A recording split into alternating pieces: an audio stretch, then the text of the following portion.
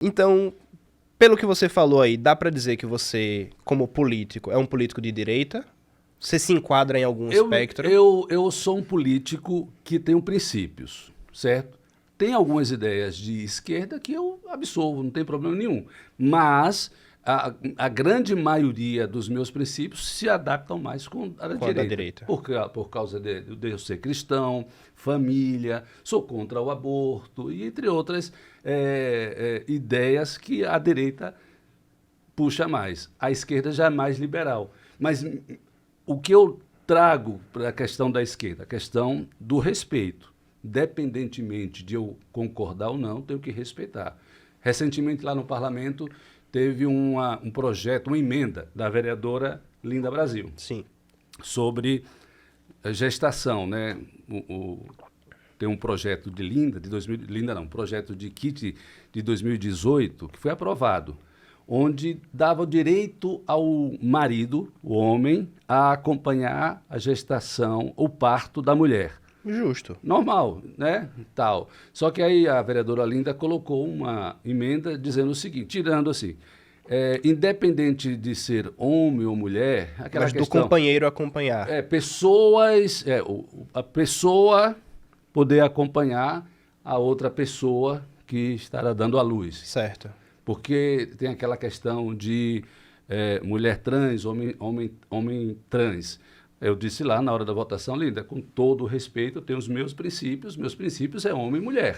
Quem dá à luz é mulher, independente da sua orientação sexual ou coisa do tipo. Uhum. Na minha concepção cristã, só quem vai poder dar à luz é a mulher, por mais que aquela mulher não se aceite mais como mulher. Então, é o respeito, apesar de tudo o respeito, mas eu votei contrário à emenda dela.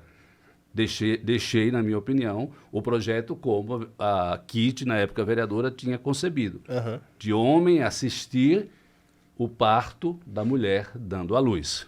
Entendi. Deu para entender? Deu sim. E aí eu queria aproveitar que você comentou sobre Linda. Uma vez eu tive uma reunião com o pessoal que participa, que trabalha no gabinete dela, e eles se referem ao mandato dela como mandata. Acho que você já deve ter escutado isso. O que você, como comunicador novamente, o que você acha desse tipo de linguagem neutra?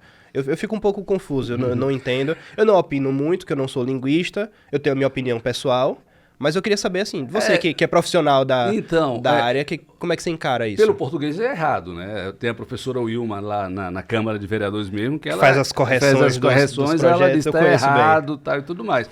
Mas eu sei que já deu até problema isso, né? Já. Mas como parlamentar, eu não vejo que isso fede ou cheira de jeito nenhum. Respeito, se ela é mandata, eu também chamo de mandata. Acabou. Para mim não tem problema nenhum. Eu não acho que isso é ponto de briga, de discussão, de embate. Não. Você quer chamar de mandato? Como presidenta, Dilma na época, né? Não existia presidenta. Então, mas se o pessoal quer chamar, quem quiser chamar, chame. Quem não quiser é presidente. Todos os dois estão certos de acordo com a sua visão. Entendi. Então, para você, pra mim, não havendo a imposição de você ter que utilizar... Não havendo imposição, para mim, ela chama... Ricardo, não chama de mandata. Não tem problema nenhum, chama de mandata. Não tem, eu não aceito, porque é um erro. Mas por respeito, você fala tranquilamente. Não, eu falo mandato, mas não embato com ela, dizer que está errada. Deu para entender? Eu acho isso muito positivo, porque, assim, falando como cidadão... Tem muita coisa muito mais importante para ser discutida do que pequenos detalhes, para mim, que vão ofender ou não alguém. Eu acho que podem ser relevados diante de outras prioridades. Perfeito. É isso que eu sempre digo. Se isso daí vai ofender ela, entra no ouvido e sai em outro.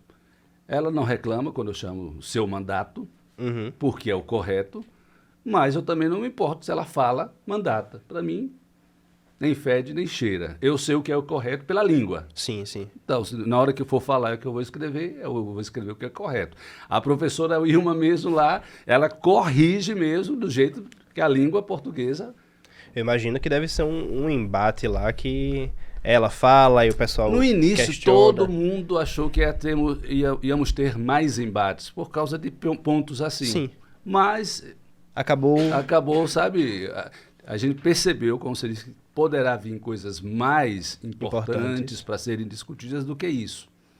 Eu me lembro uma vez que eu estava apresentando um telejornal e um travesti morreu. Não lembro direito como foi. Isso foi lá para 2015, 2016. E a mãe do travesti era evangélica. Sim. E eu não lembro como era o nome social dele. Só sei que na hora da apresentação do jornal, a repórter falou o nome social. A mãe tomou o microfone e disse, não, meu filho é José não sei o quê, não sei o quê.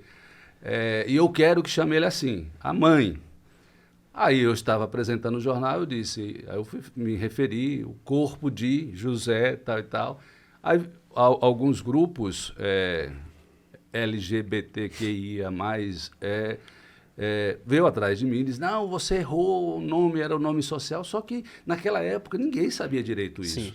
E, para mim, eu falei o que a mãe mostrou no documento do filho. E foi uma confusão, eu sou amigo de todo mundo, né? Eu disse, olha, isso daí não vai ser problema, não. A gente vai corrigir, eu era diretor de jornalismo, a gente vai corrigir e vai chamar como vocês querem. Porque é uma briga desnecessária na minha concepção como cidadão. Tem coisas maiores, para mim, desemprego é muito maior, a questão da saúde é muito maior do que a gente brigar com isso. Tem a questão da afirmação. Ok, eu não vou deixar de ter a sua posição. De minha posição, mas também não vou tirar a sua afirmação. Os grupos LGBTQIA+, vieram falar comigo, eu disse, não tem problema, a gente vai corrigir para dar a afirmação que vocês querem. E foi corrigido. E aconteceu alguma coisa? Não, a gente só favoreceu aquele grupo que pediu. A gente não sabia na época como era que eles se comportavam, falavam, e pronto, foi tudo resolvido. Eu acho que às vezes com diálogo a gente resolve mais do que com embate. Eu ia perguntar isso. Você está falando muito que, apesar de você ter as suas posições, você conversa e dialoga. Eu também tenho muito essa linha. Eu tenho amigos de ambos os lados. Concordo em parte com as coisas, concordo em parte com outras. Tenho a minha, raramente discuto porque não é muito o meu perfil, mas a gente vendo de fora o que acontece em mídia social, o que acontece nos protestos, alguns embates, você acha que, no geral, caminha para uma radicalização porque as pessoas não têm esse perfil mais conciliador? Caminha, sim. Eu acho que se a gente não tentar o diálogo, a gente vai para radicalizar muito. Foi o que a gente conseguiu reverter na Câmara de Vereadores ou a Câmara Municipal de Aracaju. Evitar isso. Quando a nossa colega Linda chegou, o pessoal lá ficou preocupado, a gente vai ter muitos embates, vai radicalizar. Mas depois a gente conseguiu equilibrar isso, ela traz as ideias dela, tudo mais, tem o discurso dela, a gente tem as nossas posições, tem o embate político, mas não tem a radicalização. Depois todo mundo conversa. Fica tudo no campo da política. Fica tudo no campo da política. É isso que a gente tem que saber separar bem, para não levar isso para as ruas, para as casas, sabe, para a violência de forma alguma.